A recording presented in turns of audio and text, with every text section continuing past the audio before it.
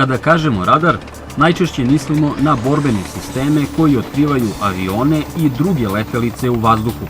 Međutim, malo je poznato da se radari koriste i za otkrivanje ciljeva na zemlji, korekciju vatre i nišanjenje u artiljeriji i raketnim sistemima zemlja-zemlja. Artiljerijske radare koristi i Vojska Srbije.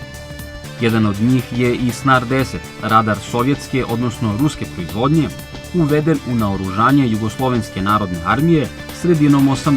godina.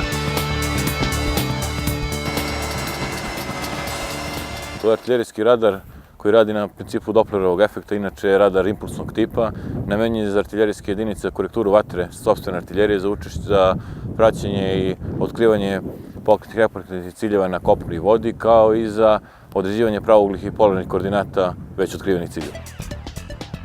Snar-10 može da opslužuje sve artiljerijske i raketne sisteme za gađanje ciljeva na zemlji koje koristi naša vojska. Radar je dometa od 200 metara do 50 km, neophodno je da ima optičku vidljivost sa ciljem, a otkriva pešadijske kolone, pokretne i nepokretne ciljeve, odnosno vozila manjih i većih gabarita, borbene i neborbene. Prema rečima starijeg vodnika prve klase Todosijevića, Snar-10 je veoma pouzdan radar. Odstupanja prilikom nišanjenja i korekcija prijateljske artiljerijske vatre su mala. Ovaj radar je inače jedinstven u artiljerijskim jedinicama Vojske Srbije i nalazi se u naoružanju mešovite artiljerijske brigade iz Niša. Posluga broji 4 člana, komandir odeljenja, odnosno komandir odeljenja Snar-10, operator na radaru, poslužilac uređaja za navigaciju koji je ujedno nišandžija na PKT-u i vozač koji ujedno obavlja dužnost mehaničara. Snar-10 može više dana da radi autonomno, a dok se ovaj guseničar ne kreće, motor je veoma tih. Ovo vozilo može da plovi i osim mitraljeza PKT, naoružan je ličnim naoružanjem posade. Najveća primjena je u korekturi vatre tih artiljerijskih jedinica. Prilikom pada pogotka na cilj ili u blizini cilja, on obeležava mesto pogotka, izračunava elemente gde je pogodak pao, saopštava artiljerijskim jedinicama koje podržava, za koje radi i oni na osnovu odstupanja mesta pada pogotka vrše korekturu, odnosno popravku pogotka na cilj. Rame uz rame sa radarom Snar-10 rade i mobilni meteorološki radari tipa ARMS-3. Ukoliko ste mislili da avioni Vojske Srbije drže domaći rekord u visini letenja, prevarili ste se. Rekorder je balon koji vidite i on vuče radio sondu na visinu od čak 35 km. Podatke iz atmosfere šalje u radarsko-meteorološku stanicu na zemlji. Sistem ARMS-3, njegova je namena prikupljanje i osmatranje meteoroloških podataka, obrada istih i emitovanje daljim korisnicima putem meteobiltena. Korisnici podataka su artiljerijsko-raketne jedinice Vojske Srbije. Te naše podatke koje prikupimo prosleđujemo dalje našim računačima koje te meteobalističke podatke dalje obrađuju. Naša vojska koristi ove meteorološke radare od početka 80. godina i oni su se pokazali kao veoma pouzdani. Njihova uloga je važna, pogotovo kod dalekometne artiljerije, jer na granate ili rakete u toku leta utiče veliki broj činilaca iz atmosfere. Princip rada radarometričke stanice 1 je takav da mi radio sondu šaljemo u atmosferu putem balona koga punimo vodonikom. Ta ista sonda nama šalje podatke koje mi prikupljamo i zapisuje se automatski na registratoru ilustraciji. Ono što sonda nama šalje, to su trenutna brzina i pravac vetra, temperatura i vlažnost vazduha i barometarski pritisak.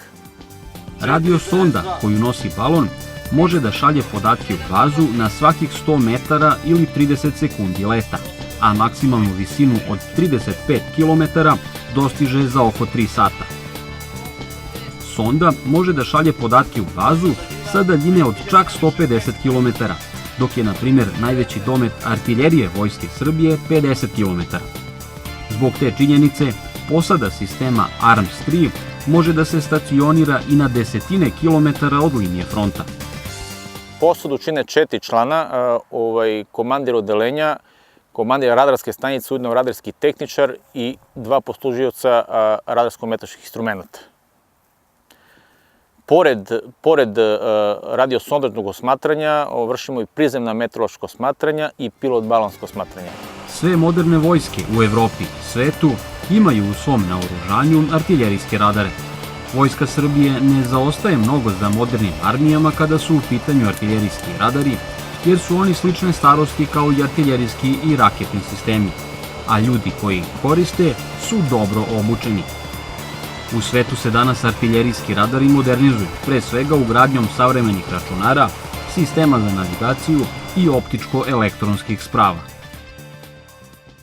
Vatre sopstvene artiljerije za učešće za praćenje i otkrivanje pokretnih i nepokretnih ciljeva na kopnu i vodi, kao i za određivanje pravouglih i polarnih koordinata već otkrivenih ciljeva.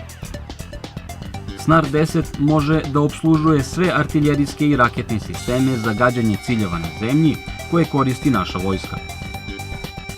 Radar je dometa od 200 metara do 50 km, neophodno je da ima optičku vidljivost sa ciljem, a otkriva pešadijske kolone, pokretne i nepokretne ciljeve, odnosno vozila manjih i većih gabarita, borbene i neborbene. Prema rečima starijeg vodnika prve klase Todosijevića, Snar 10 je veoma pouzdan radar. Odstupanja prilikom nišanjenja i korekcije prijateljske artiljerijske vatre su mala.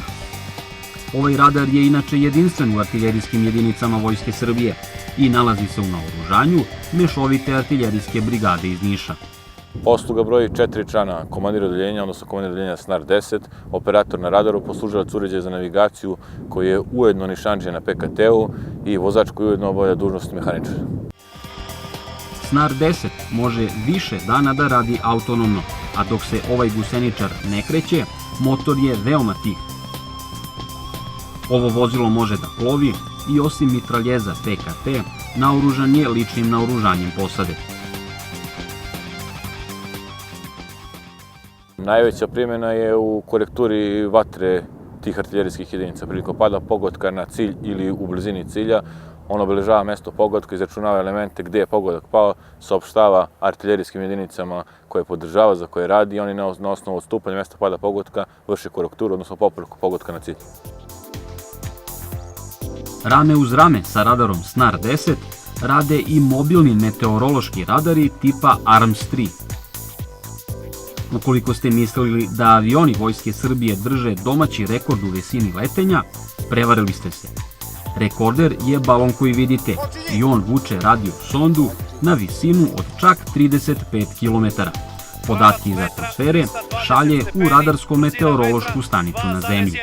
Sistem ARMS-3, njegova je namena prikupljanje i osmatranje meteoroloških podataka, obrada istih i emitovanje daljim korisnicima putem meteobiltena. Korisnici podataka su artiljerijsko-raketne jedinice Vojske Srbije. Te naše podatke koje prikupimo prosleđujemo dalje našim računačima koje te meteobalističke podatke dalje obrađuju.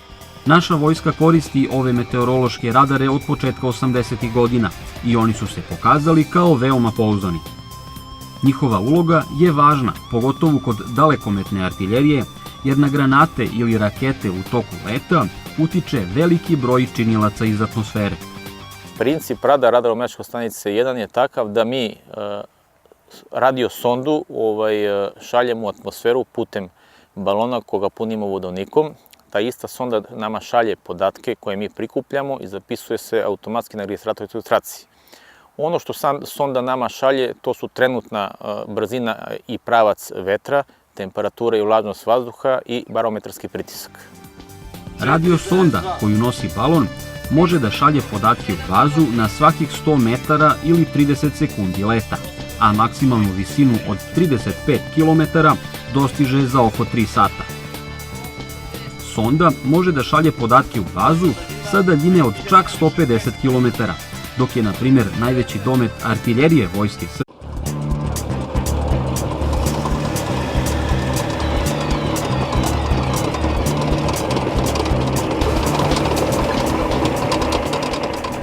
Kada kažemo radar, najčešće mislimo na borbene sisteme koji otkrivaju avione i druge letelice u vazduhu. Međutim, malo je poznato da se radari koriste i za otkrivanje ciljeva na zemlji, korekciju vatre i nišanjenje u artiljeriji i raketnim sistemima zemlja-zemlja. Artiljerijske radare koristi i Vojska Srbije. Jedan od njih je i Snar 10, radar sovjetske, odnosno ruske proizvodnje, uveden u naoružanje Jugoslovenske narodne armije sredinom 80. godina. To je artiljerijski radar koji radi na principu Dopplerovog efekta, inače je radar impulsnog tipa, namenjen je za artiljerijske jedinice za korekturu